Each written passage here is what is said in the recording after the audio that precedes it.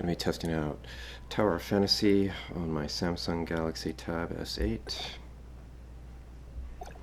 It's the graphics settings I've been using. You can pick up to 90 on here. It won't hold it for long. If you go to Advanced, this is pretty much the extreme preset. Although you need to turn down texture and material quality down to high, otherwise you get lots of hitching. And just for this as a demonstration, I'll put post-production back in high. There's a graphical bug with this Snapdragon 8.1 on this game. I'll show you that in a minute.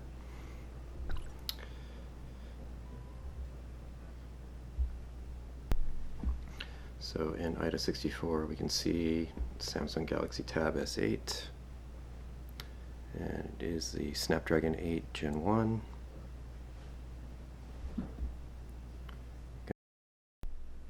And inside Game Booster Plus, I do have it as max FPS mode. Alright, so we're in the game here on a fresh start where the temperature is still low. And you can see with those settings, it's pretty low, even with the shaders compiling in the background.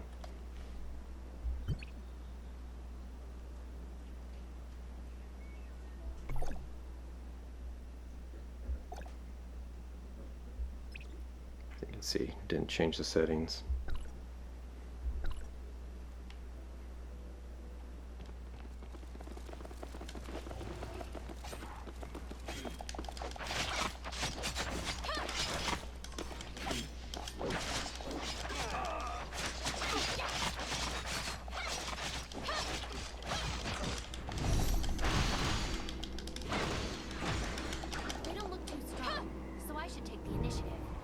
Swift lost? No way. Galena, your turn.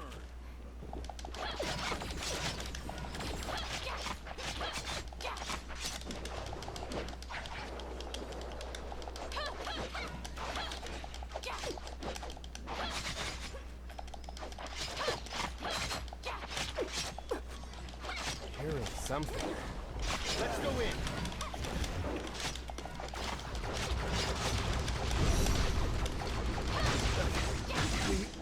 We're not good enough.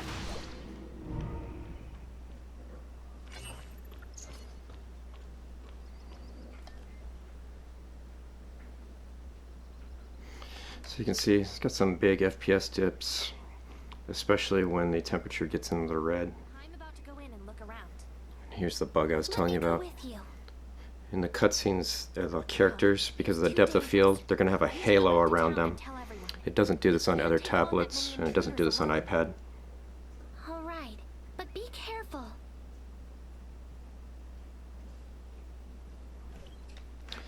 So to get rid of that halo, and I think it's related to the Snapdragon 8 Gen 1, gotta go into advanced settings, turn down the post-production to low, and that'll get rid of the depth of field in the cutscenes, so they won't have that halo artifact around the characters in cutscenes.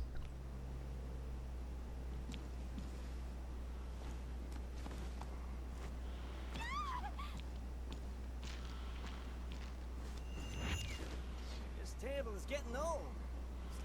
Look, the paint is chipped here and there. You, and you. Keep an eye on the basement. So you can see in this cutscene, the background, there's no blur for the depth of field, but there's no halo around the character either. Stop! Don't move!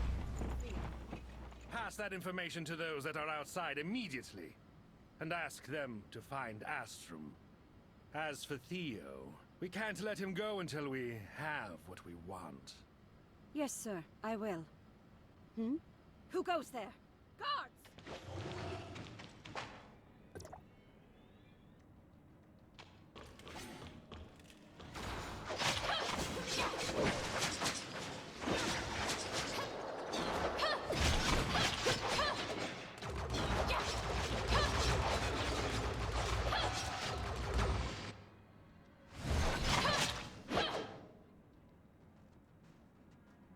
Rally the people on the docks to take the headquarters back.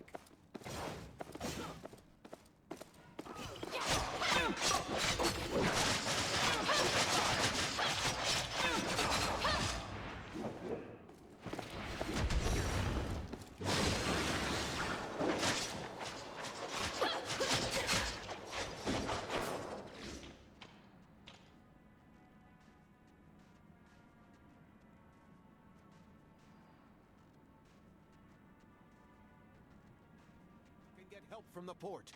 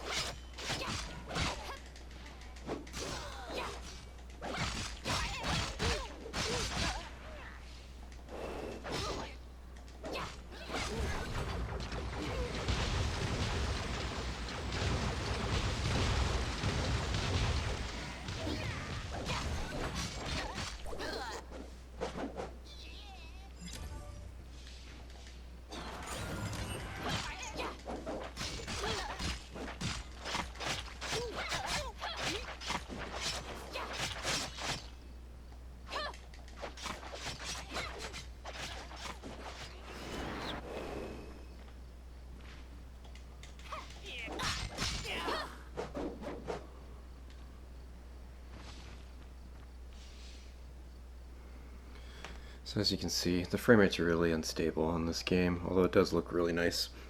As for the render resolution, the 960p, it does not change if you change the settings.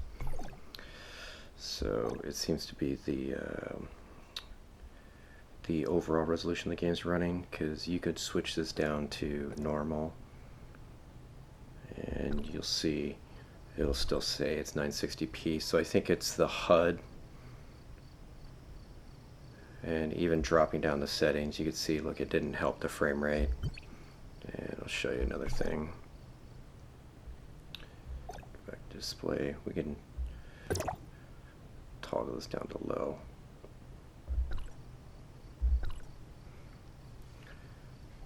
And you can see it doesn't help the frame rate.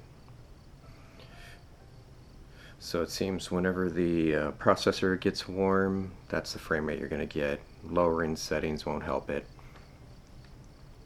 And also on here, after some experimenting, I noticed that in my recording, the FPS in the game is not bouncing above 60 at all, which usually it does when I'm playing without recording, but I think it's the USB-C output is actually acting like a frame rate limit for the recording.